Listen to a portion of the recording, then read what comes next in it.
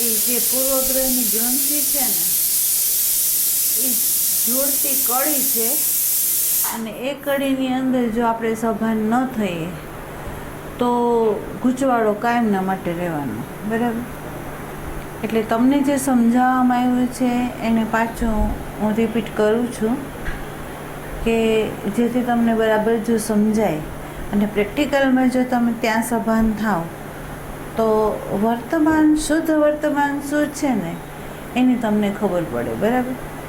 વર્તમાન એક એવું છે કે જેના દ્વારના માધ્યમ દ્વારા આપણે અજ્ઞાનને કારણે એ દ્વારને ચૂકી ગયા, બહિરંગ વહી ગયા, અને વહી જતાંય પાછો ભૂલ એ કરી ગયા એ જે જ્ઞાત હતું એ જ્ઞાતનો આધાર લઈને રૂપી જે અહંકાર છે એને પોષણ કરતી પ્રવૃત્તિઓ કરી, એટલે વર્તમાન ચૂકાણું ભૂત અને ભવિષ્ય રહ્યું, અને વર્તમાનની અંદર અહંકારના કેન્દ્રમાંથી ઉઠતી જે પ્રવૃત્તિઓ હોય એ મૂલ્યવાન બની, એટલે આપણે આપણા પોતાના નિજી સ્વરૂપ સુધી સ્થિર થઈ શક્યા નહીં. બરાબર?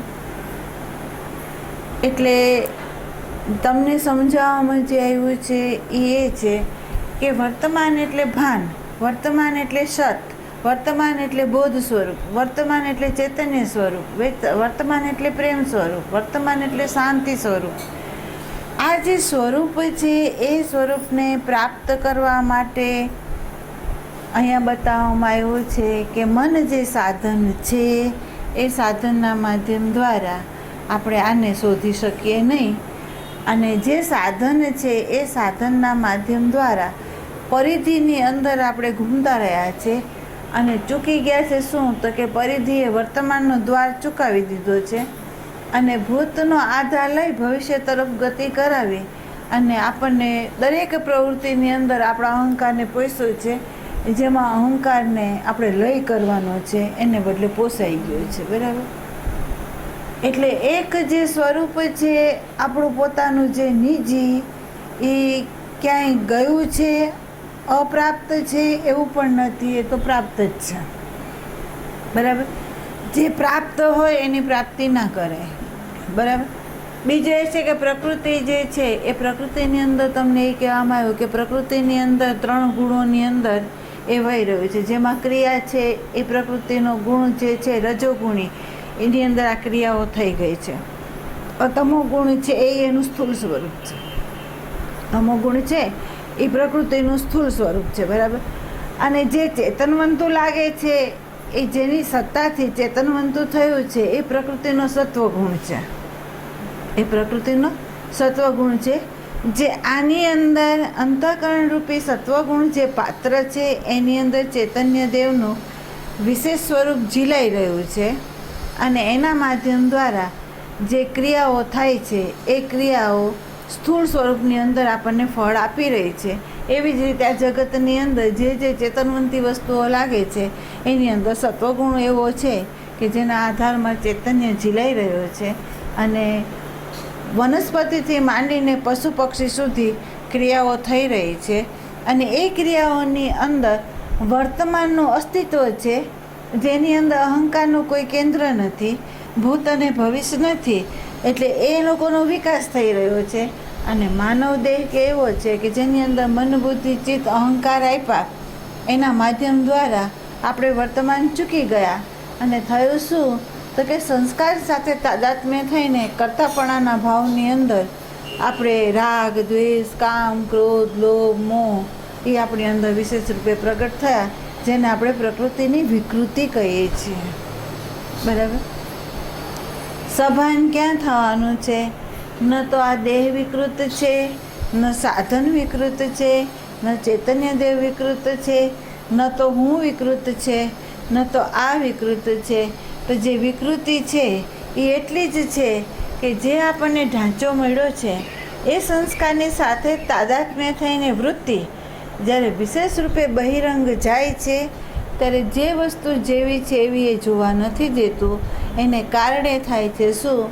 તો એ પ્રકૃતિને પોતાના સંસ્કાર અનુસાર રંગી દે છે, અને રંગીને આપણી આગળ એવી ક્રિયાઓ કરાવી દે છે કે જેની અંદર અશાંતિ, રાગ, દ્વેષ, કામ, ક્રોધ, લોભ, મોહ એ પ્રગટ થઈ જાય છે. બરાબર. સભાન ક્યાં થવાનું છે? તો તમને બતાવ્યું કે એક વૃત્તિ છે એ ચૈતન્યમાંથી સ્પર્શ કરીને જો એ નીકળે અને જો સંસ્કાર સાથે તાદાત્મ્ય ન થાય તો અહીંયા એ ચૈતન્ય છે, આમે ચૈતન્ય છે, અને એની અંદર જ્યારે એ સંયોગમાં આવે છે ત્યારે શબ્દ, સ્પર્શ, રૂપ, રસ અને ગંધની અંદર એ સંયોગ થતાં આપણી અંદર એ પાછી જ્યારે વૃત્તિ અંતર્મુખ થાય છે ત્યારે આનંદ, શાંતિ, પ્રેમ એ લઈને જ, ઉર્જા લઈને જ આવે છે. પણ અત્યારે એ નથી આવતું. એનું કારણ એટલું જ છે કે આપણે ભાન ક્યાં ખોઈ બેઠા છે? તો કે જે વૃત્તિ સંસ્કાર સાથે તાદાત્મ્ય થઈને ન જવી જોઈએ એને બદલે સંસ્કાર સાથે તાદાત્મ્ય થઈને એ જઈ રહી છે. બરાબર. એટલે અહીંયા એને કહેવામાં શું આવ્યું કે મનના માધ્યમ દ્વારા જો કોઈ એવું વિચારે કે આના સાધનના માધ્યમ દ્વારા જ્ઞાતમાં રહેલું જે જ્ઞાન છે એનો આધાર લઈને જો હું કોઈ પણ સાધના કરું તો અહીંયા આત્મદેવ પ્રાપ્ત થાય એમ નથી. કેમ? તો જે સાધન છે એ પ્રકૃતિ છે. એ સાધનની અંદર જે પ્રકૃતિ છે એની અંદર એ વૃત્તિ જે છે એ જ્ઞાતની સાથે તાદાત્મ્ય થયેલી છે, અને એવી તાદાત્મ્ય થઈને એ જ્યારે સાધન પકડે તો એની અંદર અહંકાર લય ન થાય પણ અહંકાર પોસાઈ જાય છે. બરાબર. એટલે અહંકારનું જ્યાં સુધી અસ્તિત્વ રહે તો અહંકાર જ પડદો છે આપણી શાંતિનો, અહંકાર જ પડદો છે આપણા પ્રેમનો, અહંકાર જ પડદો છે કે જે આપણને યથાર્થ બોધ આપણને એ થવા દેતો નથી. બરાબર. એટલે હું અને આ એને જોડતી કડી જે છે એ આ મન છે. પણ જો મન શુદ્ધ હોય તો એ શુદ્ધનો જ બોધ કરાવે. પણ મન જો સંસ્કાર સાથે તાદાત્મ્ય થયું તો એ મનને આપણે અશુદ્ધ કીધું, અને એ અશુદ્ધ જે મન છે એ આપણને અવ્યક્ત જે છે એનો બોધ ન કરાવે, પણ જે વ્યક્ત છે એનો એ બોધ કરાવે, અને એ વાસ્તવિક ન હોય. એ જે છે એ વાસ્તવિક ન હોય કે જેમાંથી આપણને જે જ્ઞાન થશે એ સાચું હશે એમ નહીં બની શકે. બરાબર. એટલે તમને એ બતાવવામાં આવ્યું કે આ અંતઃકરણ છે એ અંતઃકરણ આઈના જેવું છે. એ આ બાજુ જો જોવે તો એનું પ્રતિબિંબ પાડે, અને આ બાજુ જોવે તો તમારા ચૈતન્ય દેવનું પ્રતિબિંબ એ પાડે છે. બરાબર. સામાન્ય જે ચૈતન્યનું હોવાપણું છે એની અંદર કોઈ ક્રિયા નથી, એ અસંગ છે. એની અંદર કોઈ વિકૃતિ નથી, એની અંદર કોઈ અશાંતિઓ નથી, એની અંદર સંવાદિતા જે છે એ જ્યોકોત્યો છે. એ રિધમમાં જ પ્રકૃતિને હલાવી રહ્યું છે, એ રિધમની બહાર હલાવતું નથી. બરાબર. તો હવે તમે વિચાર કરો કે સામાન્ય જો ચૈતન્ય બધાની અંદર વ્યાપીને રહ્યું હોય અને બધા સાધનો જો પ્રકૃતિના જ બનેલા હોય તો ભેદ ક્યાં છે? ભેદ ક્યાં આવ્યો એમ? તો ન તો સાધનમાં ભેદ છે, ન તો સાધનનો જે આધાર છે એમાં ભેદ નથી. બરાબર. તો ભેદ ક્યાં રહ્યો? તો તમને સમજાવવામાં આવ્યું કે ભાઈ સંસ્કારે ભેદ, સંસ્કારે ભેદ છે, પાત્ર એ ભેદ નથી. બરાબર. તો હવે સંસ્કારે જે ભેદ છે આપણી સભાનતા ક્યાં રાખવાની છે? તો આ જે સંસ્કાર છે એ થોપાયેલા છે, બહારથી આવેલા છે. બરાબર. અને જે બહારથી નથી શું? તો કે આ સાધન બહારથી નથી. બરાબર. સભાનીય થવાનું છે કે આપણી જે મનોવૃત્તિ છે એ નેત્રના માધ્યમ દ્વારા, કર્ણ ઇન્દ્રિયના માધ્યમ દ્વારા, ત્વચા ઇન્દ્રિયના માધ્યમ દ્વારા અથવા સ્પર્શના માધ્યમ દ્વારા એ જ્યારે બહિરંગ થાય ત્યારે તમારે અહીંયા સભાન થવાનું છે કે જે સંસ્કાર આપણા છે એની સાથે તાદાત્મ્ય થઈને જોવાનું નથી. સંબંધની અંદર સંસ્કાર સાથે તાદાત્મ્ય થઈને સંબંધમાં વાદ વિવાદમાં ઉતરવાનું નથી. તો સંબંધની અંદર ભેદ જે છે એ કરે શું? તો કે પ્રેમનો અભાવ કરાવે. અને જો સંસ્કારથી તમે અસંગ થઈને જો આ વૃત્તિ ન નીકળે તો તો એ ભેદ નથી કરતું, અભેદ કરે છે અને આપણી અંદર સંવાદિતા એ લઈ આવે છે. બરાબર. તો એણે આપણને એમ કહ્યું કે જે આ સાધન છે એ મનના માધ્યમ દ્વારા આપણને ચૈતન્ય દેવ પ્રાપ્ત ના થાય. બીજું કે જે સાધન છે એ સાધનનો ઉપયોગિતાનો આપણને બોધ નથી, એટલે આપણે એનો સદુપયોગ નહીં કરીએ, આપણે એનો દુરુપયોગ કરશું. બરાબર. તો સાધનની ઉપયોગિતાનો બોધ થવો જોઈએ, સાધનને કઈ રીતે ઉપયોગ કરવો જોઈએ એને બોધ થવો જોઈએ. બીજું, આ સાધનથી શું પ્રાપ્ત થાય અને શું ન પ્રાપ્ત થાય એનોય આપણને બોધ હોવો જોઈએ.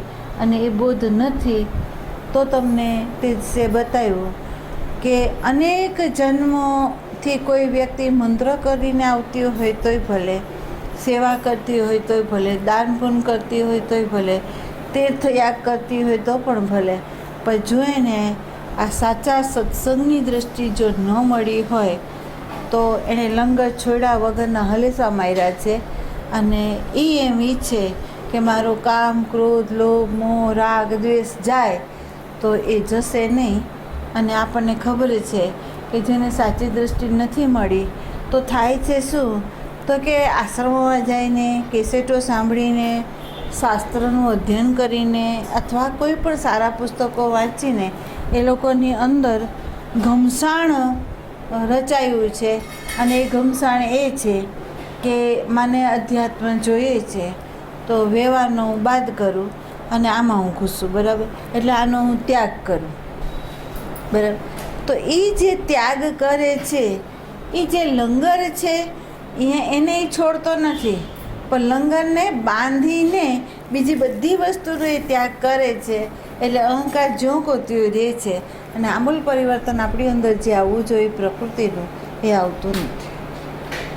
એટલે સભાન શું થવાનું કરવું જોઈએ, તો કે જ્યાં અહંકાર પોસાય છે ત્યાં સભાન થવાનું છે. વૃત્તિ બહિરંગ જાય છે તો સંસ્કાર રહિત જવી જોઈએ અને વર્તમાનના દ્વારમાં રહીને આપણે બહાર પ્રવેશ કરવો જોઈએ, નહીંતર નહીં.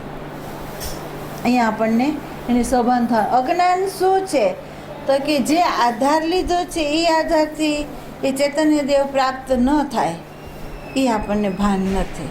અને આપણે એના જ આધારથી પ્રવૃત્તિ અત્યાર સુધી કરી રહ્યા છીએ. બરાબર. સેવા કરતા હોય તો હેતુ હોય, સત્સંગ સાંભળતા હોય તો જ્ઞાનનો અહંકાર હોય. બરાબર. તીર્થયાગ કરતા હોય તો ત્યાંની અંદર તમારી જુઓ તો અપેક્ષાઓ હોય, પસંદગીઓ હોય, અમુક પ્રકારના આગ્રહ હોય. તો જ્યાં તમને અનુકૂળતા લાગે એ સાધનને તમે અપનાવો અને જ્યાં પ્રતિકૂળતા લાગે એ સાધનને તમે અપનાવતા નથી. બરાબર. તો અહીંયા એણે કહ્યું કે આ મન છે એ મનના માધ્યમ દ્વારા જો તમે એમ કહો કે અમે આત્માને પ્રાપ્ત કરીએ તો એનાથી એ પ્રાપ્ત નહીં થાય. બરાબર. બીજું, ચેતનાની જે જાણ છે, જેમ તમને સમજાયું કે વેદાંતની અંદર સ્વનો અર્થ છે આત્મા, અને અહીંયા જે કૃષ્ણમૂર્તિની દૃષ્ટિકોણે અહીંયા સ્વનો અર્થ છે અહંકાર. બરાબર. એક રિયલ છે અને એક છે જે નકલી છે અને એક મોરાવાળો છે. બરાબર. તો રિયલે તમને સમજાયો કે ભાઈ અનેક 100 ટુકડા કાચના પડે, આપણે એક જ છીએ, પ્રતિબિંબ અનેક પડે, આપણે અનેક બન્યા નથી. આપણું જ પ્રતિબિંબ બધાની અંદર અનેક રૂપે ભાસી રહ્યું છે, એ ઉપાધિને કારણે ભાસે છે. તો આ ઉપાધિનો તમે બાદ કરી નાખો તો એક જ છે. બરાબર. તો આ બધાની અંદર એક જ વિશેષ રૂપે તમારું જ સ્વરૂપ હું નામ ધારણ કરીને અનેક રૂપે વ્યાપેલો દેખાય છે. એ અંતઃકરણની ઉપાધિ એ પણ અનેક બહેનો નથી, અનેક બહેનો નથી. બીજું, દ્રષ્ટિ છીછરી છે. આપણી જે દ્રષ્ટિ છે એ છીછરી છે અને બુદ્ધિ છે એ જ્ઞાતમાંથી, અનુભવમાંથી ઊભી થયેલી છે. એટલે એ કરે છે શું, તો કે નામ અને રૂપને જોવે છે, ગુણ ધર્મને જોવે છે, સંસ્કારના માધ્યમ થતા વ્યવહારોને જોવે છે. એટલે એ દ્વૈત ઊભા કરે છે અને આપણને એવું બતાવી દે છે આ જુદો હું જુદો. પસંદ દ્રષ્ટિ આપણને આપે છે. તો શું કહે છે કે બધાની અંદર હું રૂપે જે નામ ધારણ કરીને વિશેષ રૂપે જે પ્રગટ થયો છે એ બધાની અંદર જે દ્રષ્ટા છે એ તમે પોતે જ છો.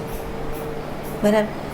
થયો જે ભેદ રેખા દોરાવનારો જે અહંકાર છે એ બહારથી આપણને થોપાયેલો છે અને એ થોપાયેલો અનેક મોરા સાથે ઊભો છે. એક મોરું નથી, એની અંદર અનેક મોરા છે. બરાબર. હવે એ અનેક જે મોરા છે એનો બોધ આપણને નથી, એટલે આપણે એમ કહીએ છીએ કે આનામાં રાગ છે, આનામાં દ્વેષ છે, આનામાં પ્રેમ છે, આની અંદર કરુણા છે. પણ હકીકતની અંદર જે નામરૂપવાળો અહંકાર હોય એની અંદર એક સરખી સ્થિતિ ના હોય. એની અંદર પરિસ્થિતિ પ્રસંગ અનુસાર બદલાતી રહે અને એના અનેક મોરા બનતા રહે. એને સામાન્ય રીતે જો આપણે સમજવું હોય તો આપણને ખબર પડે છે કે આપણે એક જ વ્યક્તિ પત્નીની સાથે હાવ ભાવ વિચાર વ્યવહાર જુદા છે, માની સાથે જુદા છે, બાળકની સાથે જુદા છે, મિત્રની સાથે જુદા છે. એની ઉપરથી આપણને ખબર પડે છે કે દરેક વ્યક્તિની સાથે એ જ્યાં સહયોગમાં જાય છે ત્યાં જુદું જુદું એનું મોરું છે. બરાબર. અંતરંગ તમે જાઓ તો અહીંયા એના મોરા અનેક છે. ક્યારેક ધર્મના રૂપે છે તો ક્યારેક સમાજના રૂપે છે. બરાબર. અહીંયા અનેક મોરા છે.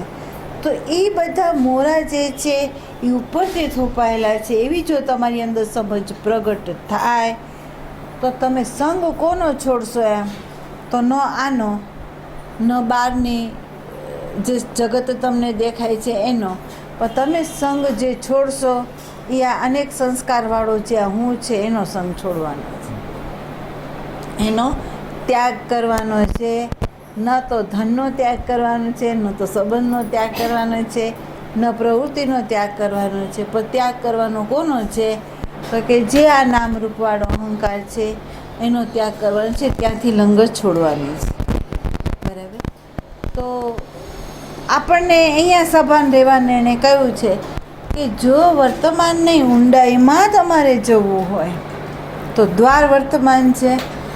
અને બીજું, એ ઊંડાઈમાં તમે ત્યારે જ જઈ શકો કે અનેક મોરાવાળો જે અહંકાર છે એને જો તમે સંગ છોડી દો, એની ઉપર તમારી શ્રદ્ધા ન રાખો અને એનો તમે ત્યાગ જો કરી દો તો સાચી શોધની શરૂઆત થાય. એટલે તમને કહેવામાં આવ્યું કે સાધક આશ્રમમાં જાય, નામ જપ કરે, ધ્યાન ભજન કરે, સેવા કરે, એને આપણે સાધક નથી કહેતા. સાધક કોને કહીએ છીએ આપણે? કે હર પલ હર ક્ષણ એ જ્યાં જ્યાં જે પ્રવૃત્તિઓ કરે એ પ્રવૃત્તિની અંદર એ અહંકારને જો એ છોડે અને આત્મદેવને જો એ સાધતો જાય તો આપણે કહેવાનું કે આ અંતઃકરણ છે એ પાત્ર બન્યું અને એ સાધક છે. કે એ સાધકની અંદર એની સાધનાની શરૂઆત થઈ. કેમ? તો કે હવે વર્તમાનની એક એક ક્ષણને સાધશે અને ભૂત અને ભવિષ્યને છોડશે. બરાબર. તો સભાન ક્યાં થવાનું? આપણે કર્મ વગર, ગીતાની અંદર એમ કીધું છે એક વ્યક્તિ કર્મ વગર પણ નહીં રહી શકે. બરાબર. તો તમે જુઓ કે જો કર્મ વગર રહી ન શકતા હોય તો સભાન આપણે સતત રહેવું પડશે. કે આપણા દરેક કર્મની અંદર જો અનુસંધાન નહીં હોય તો કર્મ કરતાપણામાં હશે અને એ કરતાપણાની અંદર અહંકાર પોસાઈ જશે. બરાબર. પણ કર્મ યોગ ક્યારે સધાઈ જાય? કે જો તમે અનુસંધાન એકની અંદર જે રિયલ આઈ છે એની જોડે તમે અનુસંધાન કરો અને એની અનુસંધાન રહીને જો તમે કરવા પ્રવૃત્ત થાવ તો પાંચેય જ્ઞાન ઇન્દ્રિયના માધ્યમ દ્વારા આપણી વૃત્તિ છે એ બહિરંગ જાય છે. પણ સધાવશે કોને? તો કે અહીંયા આત્મા છે, અહીંયા પરમાત્મા છે, એની સાથે જે વિયોગ છે એ આપણને ખબર પડી છે કે અજ્ઞાન સહિતની જે વૃત્તિ છે એ વિયોગ કરાવે છે ને જ્ઞાન સહિતની વૃત્તિ છે એ યોગ કરાવે છે, એવી આપણને ખબર પડી તો સહયોગ થશે. બરાબર. તો કર્મથી યોગ છે. અને બીજું શું છે? તો કે નજીક ક્યાં છો? તો કે તમે આત્માની નજીક છો. તો તમારું આસન કયું રહેશે? સ્થાન કયું રહેશે? તો કે સત છે એ તમારું સ્થાન છે. સત છે એ તમારું સ્થાન છે. અને બાયોલોજિકલ જે આવશ્યકતા છે એ અનુસાર જ્યારે તમારી પ્રવૃત્તિ બહિરંગ થાય છે તો પ્રવૃત્તિ ભલે બહિરંગ થાય, ક્રિયાઓ ભલે થાય, સંયોગ ભલે જોડાય, પણ જો સત અનુસંધાન હોય એનામાં જ એ જ આસન ઉપર સ્થિર થઈને જ્યારે તમે કોઈ કાર્ય કરવા જાઓ છો ત્યારે પણ એ જોડે છે કોને? તો કે આનંદને, પ્રેમને, શાંતિની સાથે જ આપણું એ જોડાણ કરે છે અને એ જોડાણની સાથે આપણને સ્થિર કરી દે છે. બરાબર? તો એ ચૂકવવું જોઈએ નહીં.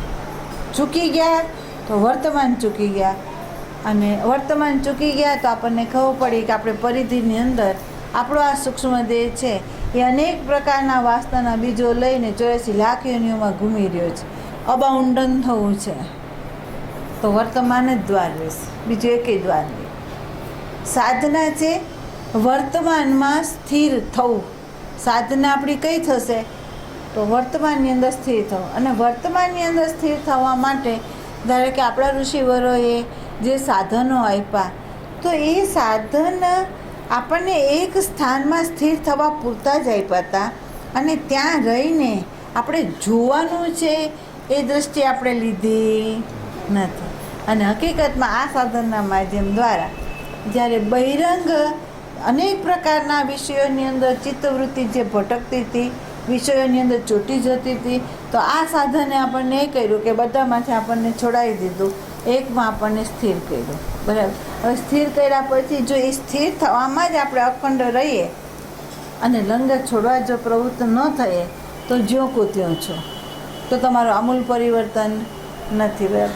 આમૂલ પરિવર્તન કરવું હોય તો હવે જોતા સંતો શીખવાડે છે. સંતો કરવાનું નથી કહેતા. જોજો, સાચા સંતો છે એ કંઈ કરવાનું નથી કહેતા, જે કરી રહ્યા છો એને છોડવાનું કહે છે. સંતો છે એ કરવાનું કંઈ નથી કહેતા, છોડવાનું કહે છે. છોડવાનું શું? તો કે અહંકારના કેન્દ્રમાંથી થતી જે પ્રવૃત્તિ છે એ તમારે છોડી દેવાની છે, એને નિષ્ક્રિય કરી દેવાનું છે. બરાબર? બીજું, દ્રષ્ટિ એ આપે છે. દ્રષ્ટિ એ આપે છે. આજ સુધી કોઈ સંતો એવું નથી કીધું અમે તમને ભવસાગર તરાવીએ, એમ નથી કીધું. જોજો, હું તારી દઈશ એમ પણ નથી કહેતા. એ શું કહે છે? અમે તમને દૃષ્ટિ આપીએ છીએ અને એ દૃષ્ટિથી તમે જોવાનું જો શરૂ કરો, એ દૃષ્ટિનો આધાર લઈને તમે વ્યવહારમાં ઉતરો અથવા સાધનામાં ઉતરો તો તમને ખ્યાલ આવશે કે તમારી ભૂલ ક્યાં છે. બરાબર? અને જો પ્રમાણિક હશે તો તમને ભૂલ આમ ક્યાંય નહીં દેખાય, ભૂલ આમ જ દેખાશે. ભૂલ આમ ક્યાંય નહીં દેખાય, ભૂલ આમ દેખાશે.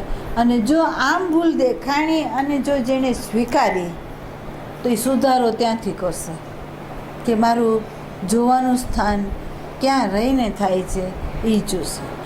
બરાબર? તો કર્મની અંદર નિવૃત્તિ કયા સાધકની અંદર આવે? તો અહીંયા કહેવામાં આવ્યું કે જો કર્મ દ્રષ્ટામાં રહીને થતું હોય જોવાનું, જો કર્મ દ્રષ્ટામાં રહીને જો જોવાનું કર્મ થતું હોય તો એની અંદર સંસ્કાર નથી. બરાબર? એની અંદર અપેક્ષા નથી, એની અંદર હેતુ નથી, એની અંદર આગ્રહ નથી, એની અંદર અપેક્ષા નથી.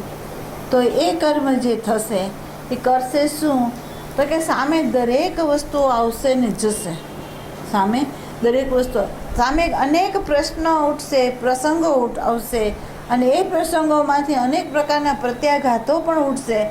પણ જે દ્રષ્ટામાં રહીને જોઈ રહ્યું છે તો એને એ પ્રત્યાઘાતની અંદર એની અંદર પડેલું જે બીજ છે એ જ એને દેખાશે અને એ કામ એની ઉપર કરશે.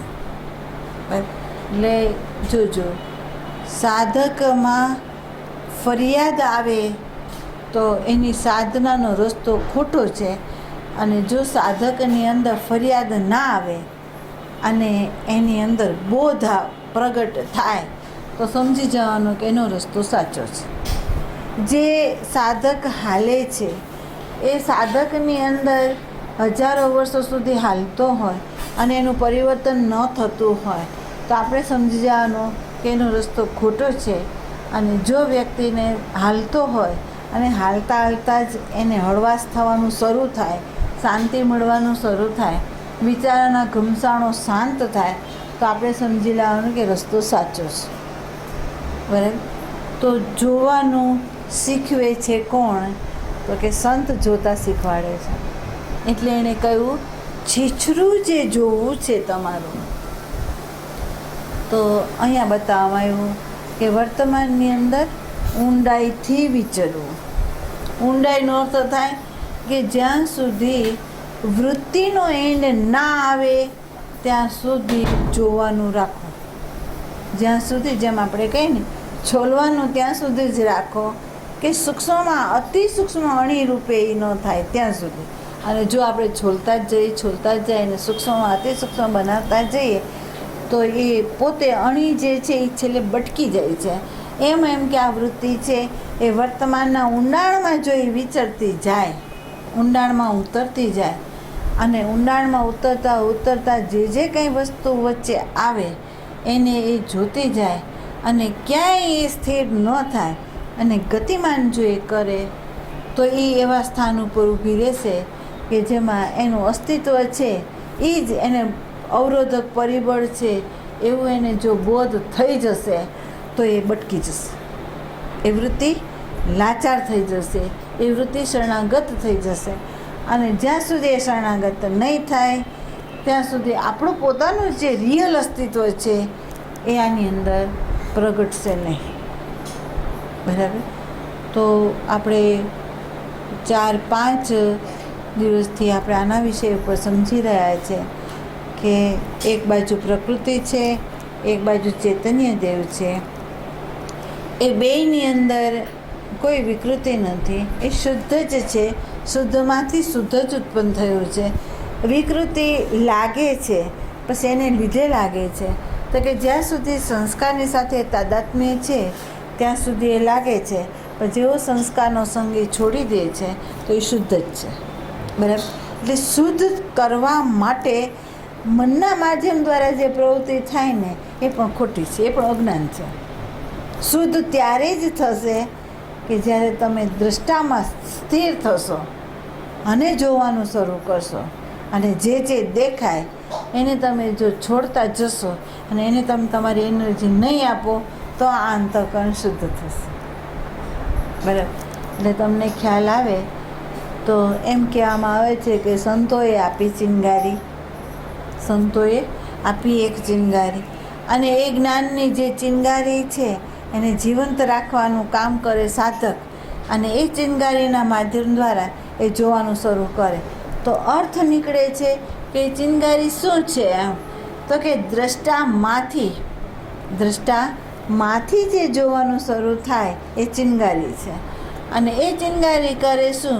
તો કે જે દ્રશ્ય રૂપે અંદર અહંકાર પ્રગટ થાય છે એને બાળે, એની ખેલવે, એના અસ્તિત્વને રહેવા ન દે, એને પોષણ એ ના આપે. કારણ કે એને પોતાને ખબર પડી છે આ અવરોધક છે ને આ જ દ્રશ્ય છે, બીજું છે નહીં. એટલે આપણે કહીએ છીએ જગત દેખાય છે, આપણે કહીએ છીએ વ્યક્તિ દેખાય છે, અને સાચા સંતો કહે છે કે અહંકાર દેખાય છે. સાચા સંતો શું કહે છે? અહંકાર દેખાય છે. કેમ? તો કે અહંકારથી જ આ જગત છે.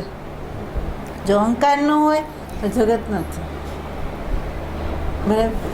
તો મૂળ જે છે ને એને પકડવાનું છે. એટલે એમ કહે છે કે જે સાધકે કારણ ઉપર પ્રકાશ કર્યો, કાર્ય ઉપર નહીં. જોજો આપણે શું કહીએ છીએ, અમે આ પ્રવૃત્તિ થઈ ગઈ પછી અમને ભાન થયું કે અમે બેહોશ થઈ ગયા. બરાબર.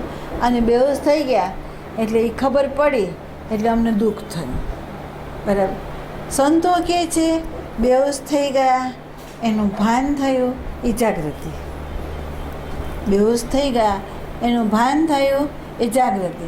હવે એ જાગૃતિમાં રહીને હવે તમારે એના વિશે અભિપ્રાય આપવાનો નથી, એના માટે પશ્ચાતાપ એ રીતે કરવાનો નથી, પણ જે જાગૃતિ આવી હવે એમાં સ્થિર થવાનો પ્રયત્ન કરો. એમાં સ્થિર થવાનો પ્રયત્ન કરે.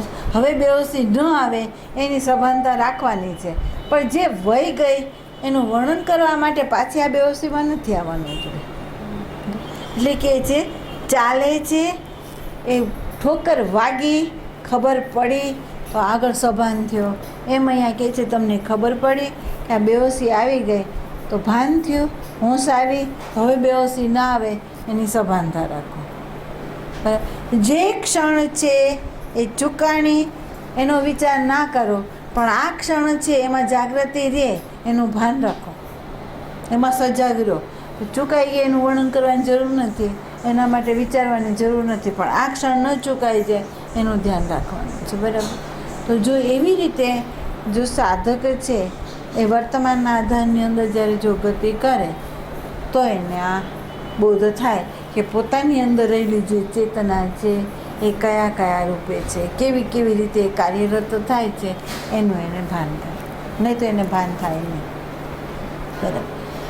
એટલે તમને તે દિવસે દાખલો આપ્યો હતો કે સાધના બે સંતોએ કરી, બે સંતોની અંદર એકમાં દેહાધ્યાસ રહી ગયો, એકની અંદર દેહાધ્યાસ ના રહ્યો. તો ત્યાં માએ દેહાધ્યાસ છોડવા માટે કોઈ સાધના નથી આપી, દ્રષ્ટિ આપી. દ્રષ્ટિ શું આપી? જો ઓની અંદર આ દેહાધ્યાસ નથી, તારી અંદર આ દેહાધ્યાસ છે, તો તારે આ છોડવાનો છે. તારી અંદર આ કચાશ છે, એ કચાશને તારે દૂર કરવાની છે. એમ સંતો છે આપણા વ્યવહાર ઉપરથી એ સજાગ છે, એ ઊંડા વિચરણમાં છે. એ જોવે છે શું? તો એકલી થતી પ્રવૃત્તિને, પ્રવૃત્તિની પાછળના જે ભાવ છે, પ્રવૃત્તિની પાછળના જે હેતુ છે એ બધાને પ્રકાશે છે. બરાબર? અને પ્રકાશે છે તો એ પ્રકાશીને તમારા દોષારોપણને જે અભિવ્યક્ત કરે છે એ તમારા અહંકારના કેન્દ્રને દોષ નથી અભિવ્યક્ત કરતો, પણ એ કહે છે શું? તમે સત ચૂકો છો, તમે સત ચૂકો છો, અહંકારના કેન્દ્રમાં આવો છો અને આ હેતુએથી તમારી પ્રવૃત્તિ કરવા જાઓ છો, એટલે દરેક પ્રવૃત્તિ ગલત થઈ ગઈ. એને તમે એમ નહીં કહી શકો કે આ બધી પ્રવૃત્તિ મારી યથાર્થ છે, એમ નહીં કહી શકો. બરાબર? અહીંયા તમે નિર્દોષ છો એમ તમે ઠેરવી નહીં શકો. એમ સંતોએ તમને દોષિત ઠેરવાય છે તો અહીંયા આત્માની દૃષ્ટિએ નહીં, અહંકારની દૃષ્ટિકોણે તમને ગલત કીધા છે. બરાબર? તો ગલત શબ્દ છે અથવા ક્રોધ આવીને એ જે અભિવ્યક્ત કરે છે તો તમારી અંદરની જે ખામી છે એને લીધે તમારું જે સ્થાન છે એ સ્થાન બરાબર નથી. એ સ્થાનમાં આવો અને પછી આ પ્રવૃત્તિ કરો કે જેથી કર્મના ફળો તમને ન મળે, એના માટે સજાગતા આપણને બતાવતો હોય છે. બરાબર? તો દ્રષ્ટિ માએ આપી ગોપીચંદને, અને ગોપીચંદને ભાન થયું કે મારો દેહાધ્યાસ છે, સ્ત્રી પુરુષ છે એવો ભેદ છે, એટલે હું કાચો છું. બરાબર? ભરથરીમાં એ નથી એટલે એને કોઈ ભેદ ન દેખાણો. એટલે એમ કહે છે કે એકે છીછરું જોયું, એકે ઊંડાઈ જોઈ, વર્તમાનની ઊંડાઈ જોઈ. બીજું તમને કહેવાય પુરાણ છે અધ્યાત્મ, અને જેને 16 વર્ષની ઉંમરની અંદર અજાદવાદનો જેને બોધ કરાવ્યો હોય તો એ સામાન્ય ના હોય, એ સાધક સામાન્ય ના હોય. વર્તમાન, શુદ્ધ વર્તમાનની અંદર રહીને વર્તમાનની ઊંડાઈમાં એની ગતિ છે એનું પ્રમાણ આપે છે, તમને બતાવ્યું છે રામચંદ્રજી. બરાબર?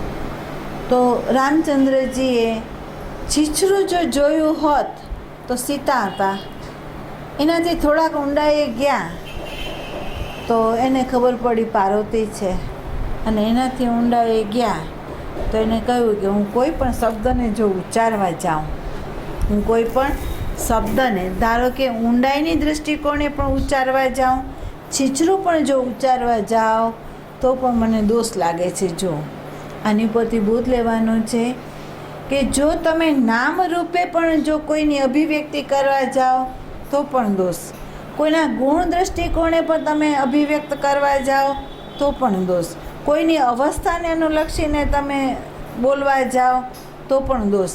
તો અહીંયા રામચંદ્રજી ક્યાં ઊભા છે? અજાતવાદમાં. અજાતવાદનો અર્થ શું થાય છે? પ્રકૃતિ જે છે, જેવી છે એનો એને બોધ છે, સત એટલે જે આધાર છે એનો એને બોધ છે, અને વિશેષ રૂપે જે વ્યવસ્થા થઈ રહી છે, અભિવ્યક્ત થઈ રહ્યું છે એનોય બોધ છે. એટલે એને ઉચ્ચાર એવી રીતે કર્યો કે જે ઉચ્ચારની અંદર ન એને સૂક્ષ્મ રીતે ગુણધર્મની અથવા અવસ્થાને લીધે દોષ લાગ્યો, ન રૂપની દૃષ્ટિકોણે એને દોષ લાગ્યો. ઉલટાનો પોતે ખરેખર બ્રહ્મ છે એનું પ્રમાણ એણે આપ્યું. અને એ પ્રમાણ ક્યારે આપી શકે? તો કે વર્તમાનની ઊંડાઈમાં એણે વિચરણ કર્યું હોય તો, નહીંતર નહીં. છીછરું દર્શન માતા સીતાનું છે. કોઈ દિવસ હરણ સુવર્ણનું ન હોય અને એને સુવર્ણનું હરણને માયનું સ્વીકાર્યું છે એમ કીધું, એ છીછરું દર્શન.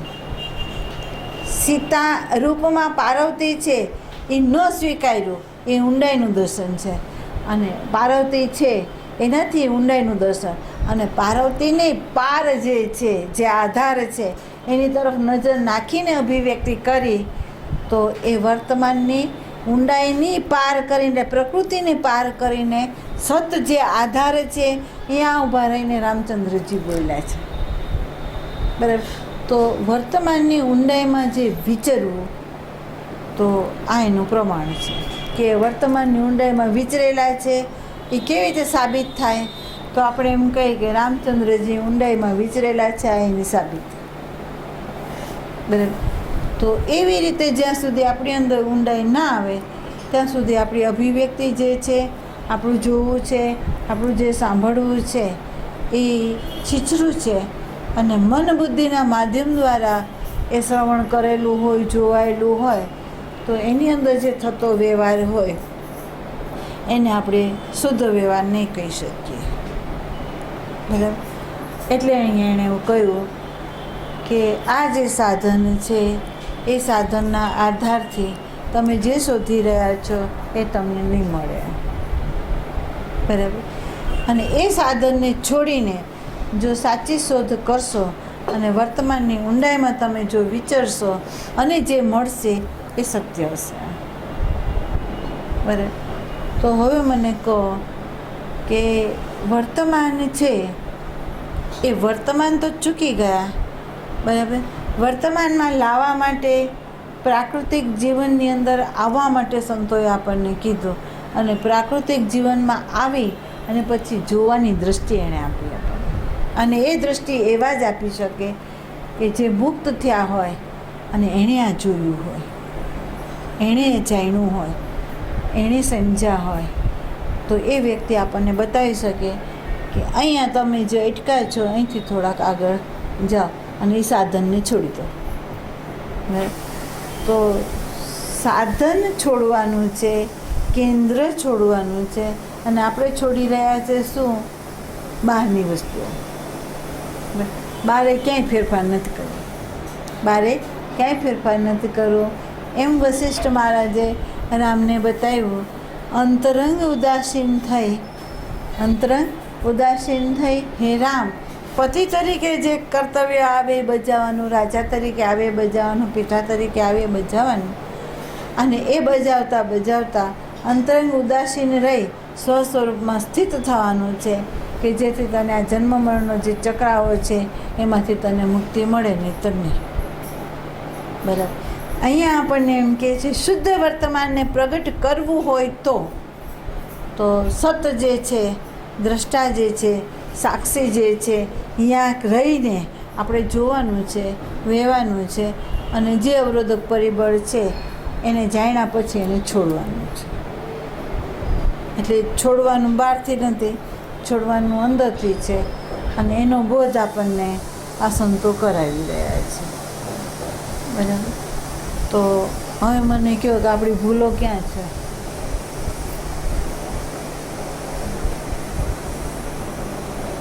જોવાની દ્રષ્ટિ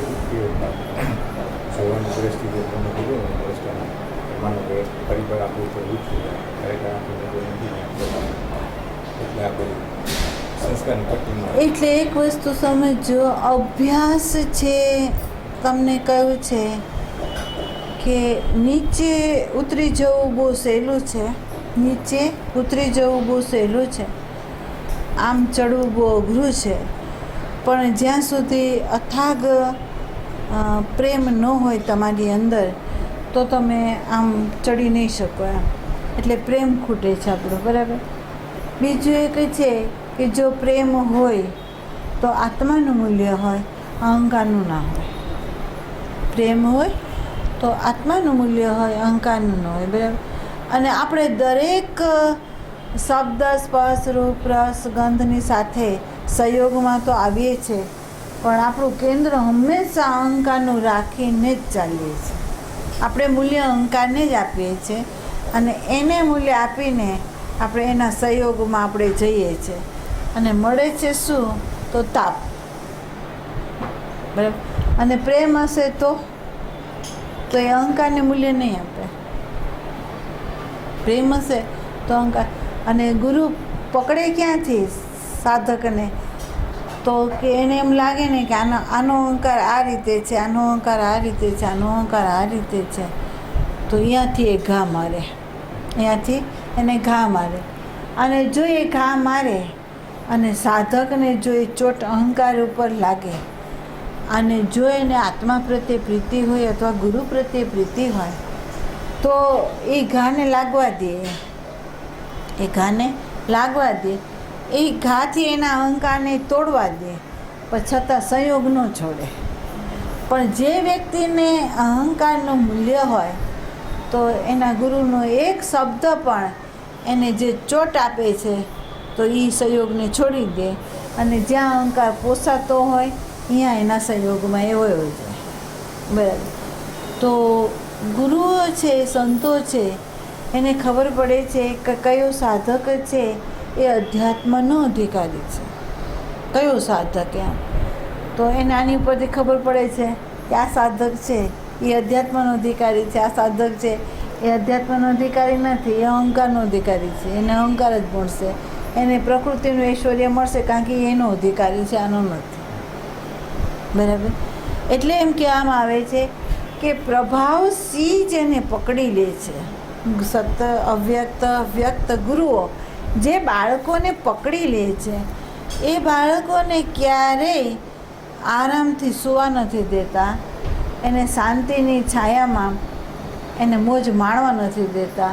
હર પલ હર ક્ષણ એને ખડે પગે રાખે છે અને એક પ્રશ્ન સોલ્વ કરે ત્યાં બીજો પ્રશ્ન આપે, બીજો સોલ્વ કરે તો ત્રીજો પ્રશ્ન આપે. અને દરેક પ્રશ્ન એક એકથી ચડિયાતા અઘરા હોય અને એ અઘરાને જો એ સહેલા બનાવીને આગળ હાલે તો સમજી લેવાનું કે આ બાળક શુદ્ધ વર્તમાનની અંદર પ્રવેશ કરશે, બીજો નહીં. બરાબર. કારણ કે આપણે વિશુદ્ધ વર્તમાનની અંદર પ્રવેશ કરવો છે તો વિચારવું તો પડશે, આની અંદર પાર તો થવું પડશે, પેપરો તો ભરવા પડશે. તો પેપર ભરશે કોણ? તો કે જેને પ્રેમ છે એ ભરશે. જેમ એક પ્રેમિકા અનેક અવરોધોને પાર કરીને એના પ્રેમીને જો મળતી હોય તો જે પરમાત્માને પ્રેમ કરતો હોય એ સાધક શું અંતરંગ ગમે એવા ઊંડા ખાંચા પડી ગયા હોય તો પણ એને એ ઓળંગીને એ વિશુદ્ધ વર્તમાનની અંદર પ્રવેશ કરે ને કરે.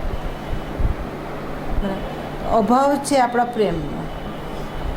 જો પ્રેમ હોય તો લોખંડની દિવાલો ઓળંગી જાય અને જો પ્રેમ ન હોય તો પાતળી દિવાલે એને શેર કરવી અઘરી પડી જાય.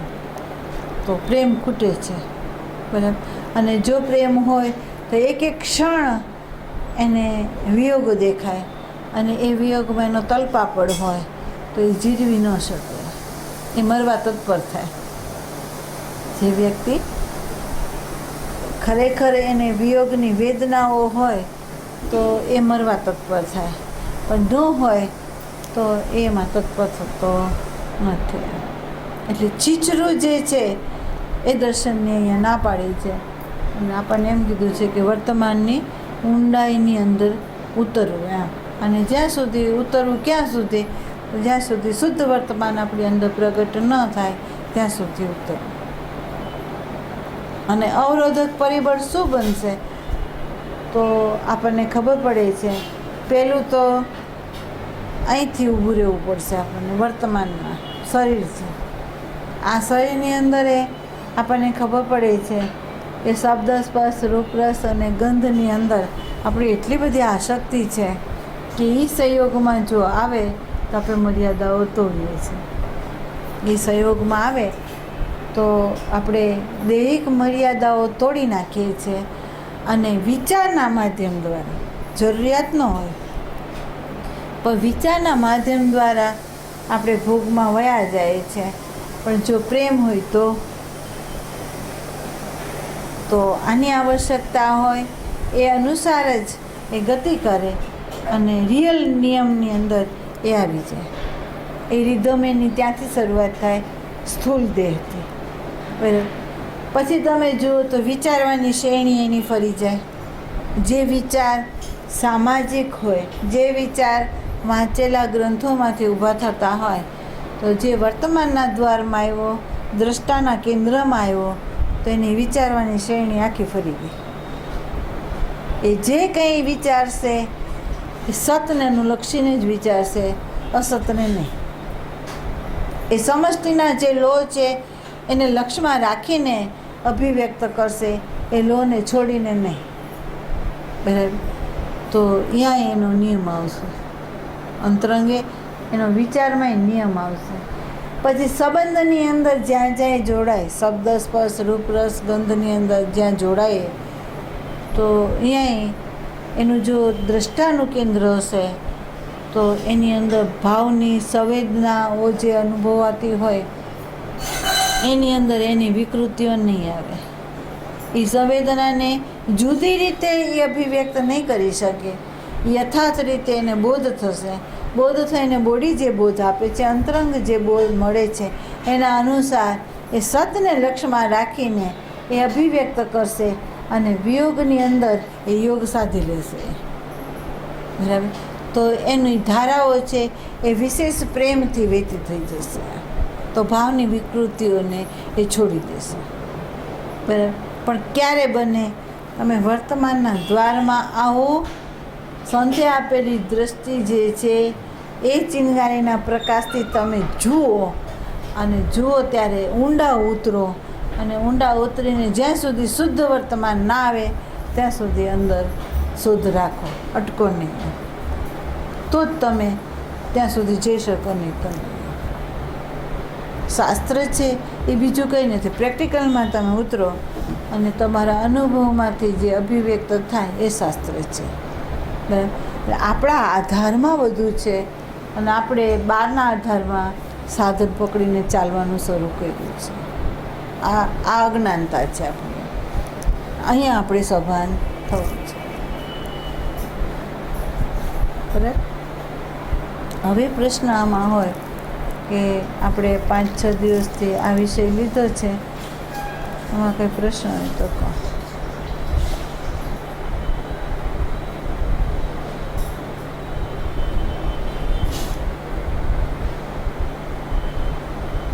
રજોગુણ, તમોગુણ ને જે સત્વગુણ પ્રકૃતિ છે એ સાધન છે. એ સાધનની અંદર તમને એક વસ્તુ તો ખ્યાલ આવી છે કે શુદ્ધ સત્વગુણ હોય એની અંદર ચૈતન્ય દેવ ઝીલાય છે. બરાબર. અને ક્રિયાઓ જ્યાં શરૂ થાય એ પ્રકૃતિનો રજોગુણ, એટલે પ્રાણોની જે ક્રિયાઓ છે આદાન પ્રદાન માધ્યમ દ્વારા, જે દૈહિક અથવા શ્વાસના માધ્યમ દ્વારા જે ક્રિયાઓ થઈ રહી છે એ રજોગુણ છે. બરાબર. અને તમોગુણ છે કે જે સ્થૂલ રૂપે સાધન બન્યું છે, આધાર બન્યો છે ભોગનો, એ આ તમોગુણ છે. બરાબર. એ ત્રણેયમાંથી એકેય વસ્તુ છે વિકૃત નથી ને આપણને બંધન કરતાય નથી. એકે વિકૃતે નથી, એ બંધન કરતાય નથી. એનર્જીનો જ ફોર્મ છે. એક અતિ સૂક્ષ્મ છે અને એક થોડો સ્થૂળ છે. બસ એનર્જી જ છે. બરાબર. ચૈતન્યમાંથી જ ઉત્પન્ન થતી આ એનર્જી છે, એ શુદ્ધ જ હોય, અશુદ્ધ હોય જ નહીં. એમ તો હવે મને બતાવો કે તમે જેનાથી છૂટવા માંગો છો એનું અસ્તિત્વ છે ખરું? છૂટે તો કોણ છૂટે?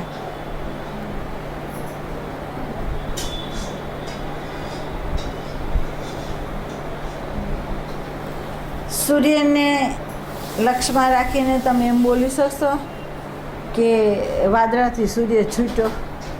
એ બંધાયેલો હતો. વાદળાથી સૂર્ય છૂટ્યો એમ તમે બોલશો? તમે શું કહેશો?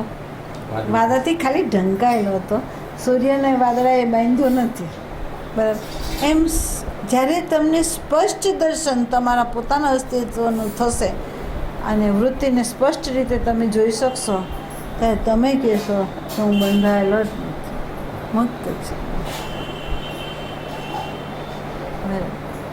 તો હવે કહો કે કામ, ક્રોધ, લોભ, મોહ જે છે એ તમારી અંદર છે.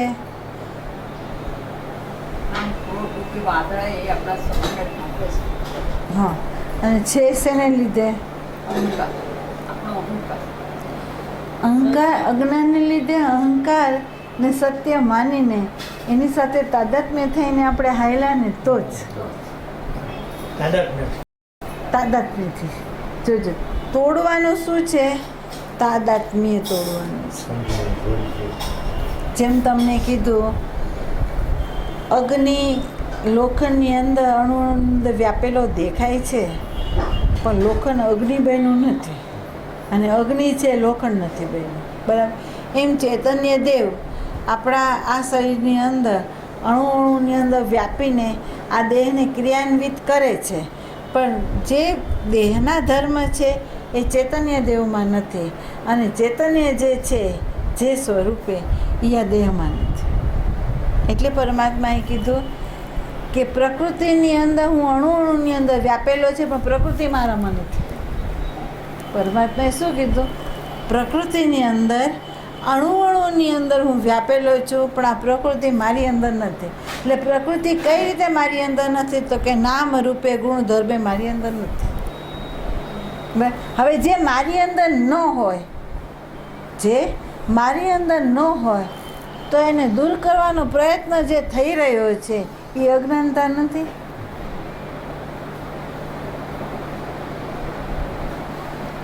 તો ખૂટે છે શું? સમજનો અભાવ છે. જો બરાબર. બીજું એક છે કે સ્પષ્ટ શબ્દોની અંદર જે અર્જુન બોલ્યા છે, નષ્ટમોહ સ્મૃતિ લબ્ધા, એણે એમ નથી કીધું મને આત્માનો સાક્ષાત્કાર થયો. જોજો, આ શબ્દો ઉપર બહુ સમજવાની વસ્તુ છે. સાક્ષાત્કાર અહંકારનો થાય. બરાબર. એમ કહેવામાં આવે. થોડા ઊંડા ઉતરો, અહંકારનું અસ્તિત્વ નથી. જોજો, થોડા ઊંડા. કારણ કે એને ગંગા સતીએ કીધું આ તો મૂળ રે વિનાનું કાયા ઝાડો, આનું મૂળ જ નથી. અહંકારનું નામ રૂપનું મૂળ નથી. તો તમે કેવી રીતે કહી શકો કે એને મેં જોયો, એનો મને સાક્ષાત્કાર થયો? એ કેવી રીતે તમે કહી શકો? બરાબર. બીજું એક છે કે જે સાધન છે એ સાધનથી ચૈતન્ય દેવનો સાક્ષાત્કાર ના થાય. સાધન છે એ સાધનથી ચૈતન્ય દેવનો સાક્ષાત્કાર ના થાય, તો પછી આ સાક્ષાત્કાર શબ્દ લાગે છે ક્યાં? એને તો એવું કીધું નષ્ટમોહ સ્મૃતિ લબ્ધા, આટલું જ બોલ્યા છે. એને એમ નથી કીધું મને પરમાત્મા પ્રાપ્ત થયો અથવા પરમાત્માનો સાક્ષાત્કાર થયો, હું બંધન હતો હવે હું મુક્ત થયો, એવા શબ્દ નથી આવતા. જો તમે શબ્દ એવા છે નષ્ટમોહ સ્મૃતિ લબ્ધા, મને વિસ્મૃતિ થઈ હતી એની મને સ્મૃતિ થઈ ગઈ.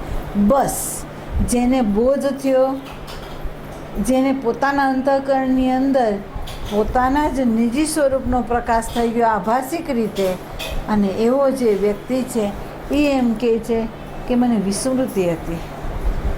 બરાબર. એટલે એમ કહે છે મન, બુદ્ધિ, ચિત્ત, અહંકાર જે છે એ પશુ પક્ષીની અંદર નહોતા. એટલે વર્તમાન જીવન તો હતું, વર્તમાન જીવન હતું, પણ એ વર્તમાન જીવન કાફી નહોતું. કેમ કાફી નહોતું? તો એની અંદર સાધન અને સાધનનો જે આધાર છે એનું અજ્ઞાન હતું, એમાં બોધ નહોતો. બરાબર. તો એ બોધ માટે મન, બુદ્ધિ, ચિત્ત અને અહંકાર પરમાત્માએ આપણને આપ્યા, અને એ આપીને આપણને કહેવા માંગતા હતા કે આ સાધનની અંદર તું તારું નિજી સ્વરૂપને જોઈ લે, આ સાધનને જોઈ લે, અને થઈ જા સાધનથી મુક્ત. થઈ જા સાધનથી મુક્ત. બન્યું એવું કે સાધને જ આપણને બાંધી દીધું, કારણ કે આપણને જે આપ્યું તો સાધન એનો દુરુપયોગ થઈ ગયો, અને દુરુપયોગ થયો તો મોહ થયો. દુરુપયોગ થયો એટલે રાગ થયો, દ્વેષ થયો. પણ જેવું પરમાત્માએ એને દૃષ્ટિ આપી તો અર્જુન બોલ્યા છે નષ્ટ મોહા. કારણ કે મને ખબર પડી કે આ બધું જે છે એની અંદર હું જ અનેક રૂપે છું, અનેક ટુકડાઓમાં હું જ અનેક રૂપે છું. તો હવે મને રાગ અને મોહ, દ્વેષ અને કામ હોય કેમાં, જ્યાં તમે જ વ્યાપીને હોવ તો સ્મૃતિ થઈ. ઊંડાણમાં વિચારવું એટલે અંતઃકરણ જે છે એ સાધનને પ્રકાશી લેવું. વિશેષ સ્વરૂપ કોના આધારે છે એનોય જેને બોધ થઈ જાય એ અંતઃકરણથી ઉપર ઉઠી જાય. અને જ્યારે અંતઃકરણથી ઉપર ઉઠી જાય ત્યારે જ એ શુદ્ધ વર્તમાનની અંદર પ્રવેશ કરે, ત્યાં સુધી એ ન કરી શકે. એટલે પ્રથમ સાધન જે લીધું છે, સાધનની ઉપર આપણને પહેલાં ચોકડી મરાવી સંતોય કે આ સાધનથી એ પ્રાપ્ત નહીં થાય, એને છોડી દો. જેણે એ સાધન છોડ્યું, નિષ્ક્રિય થઈ ગયો, તો હવે એને બોધ થશે.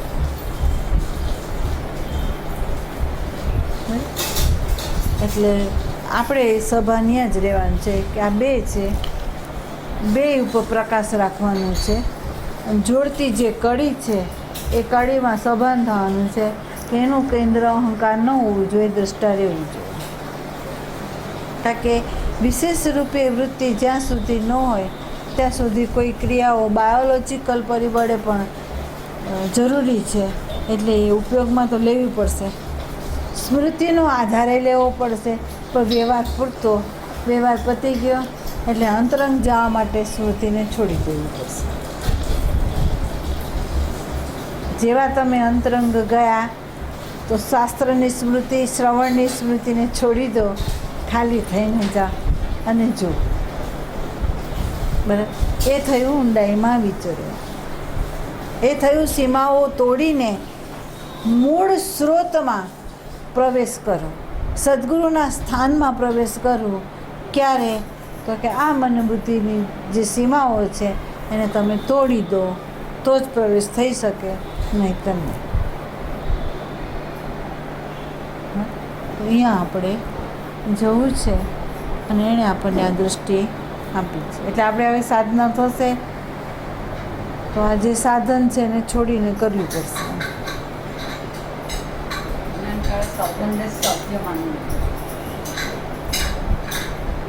અને જે સાધન ગલત હોય એ જે આપે ને એ ગલત હોય. એટલે તમને ખબર હોય મંત્ર, તંત્ર, ઉપાસનાઓ, તપ, ધ્યાન, ભજન જે કરે છે એને જે પ્રાપ્ત થાય છે એ પ્રકૃતિનું ઐશ્વર્ય. બરાબર, આત્માને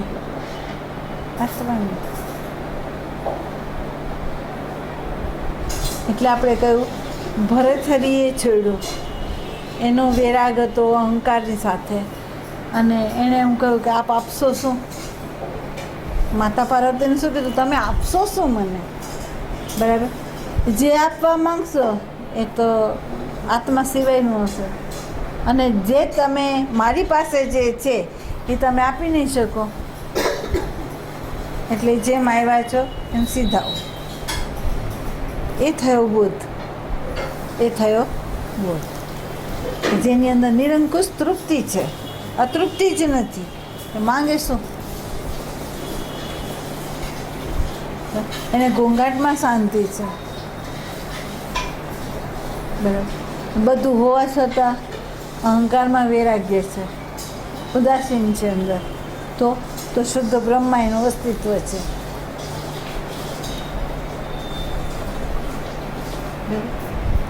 એટલે અહીંયા આ ત્રણ ઉપર એણે પ્રકાશ આપણને કર્યો છે. જે કૃષ્ણમૂર્તિ પણ કરે છે, કબીરો પણ કરે છે, સાચા જે સંતો છે એ ત્રણ વસ્તુ પર પ્રકાશ કરીને આપણને શુદ્ધ વર્તમાનની અંદર કેવી રીતે પ્રવેશ કરવો એ આપણને એ બતાવે છે.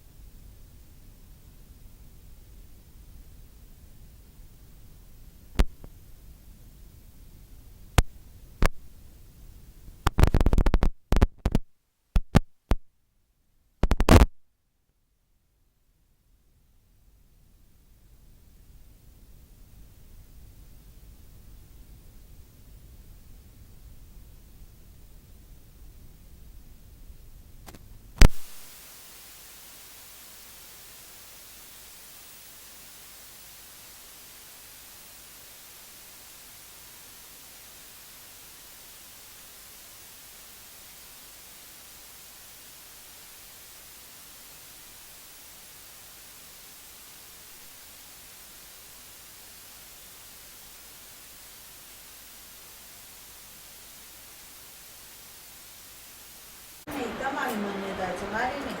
મારો ખોરાક અહંકાર છે અને હું અહંકારને ખાઉં છું. બરાબર. અંદર અને બહાર, સાધકની અંદર ઘટના એવી ઘટે એનો દ્રષ્ટા અહંકારને ખાય છે. બરાબર. અને સાધક હજી થયો ન હોય અને એની અંદર દ્રષ્ટાને પ્રગટાવવો હોય તો બહારથી સદગુરુ રમે અને એ આપણા અહંકારને ચોટ આપીને અહંકારને ખાય અને આપણી અંદર દ્રષ્ટાને જગાવવા માંગતો હોય. તો આપણે એ વખતે અજ્ઞાન એટલું બધું છે કે આપણે અહંકારને બચાવવા પ્રવૃત્તિ કરીએ છીએ.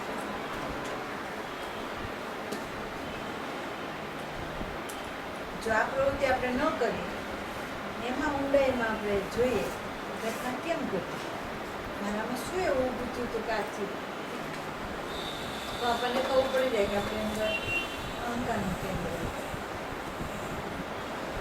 એની મહત્તા હતી, એનું સામ્રાજ્ય હતું, પરમાત્મા તોડાયું. તો હવે એ કરુણાકારી છે કે નહીં, હિતકારી છે કે નહીં, એ ઘટના આપણો વિકાસકારી છે કે નહીં, બોધ આપનારી છે કે નહીં, આ દ્રષ્ટિથી સંદ્રષ્ટિથી આપણે જોઈએ તો આપણને ખબર પડે કે હિતકારી છે, કરુણાકારી છે, આપણને પ્રેમ કરી રહ્યું છે, આપણે હિત ઈચ્છી જોઈએ છે, એ ખબર પડે.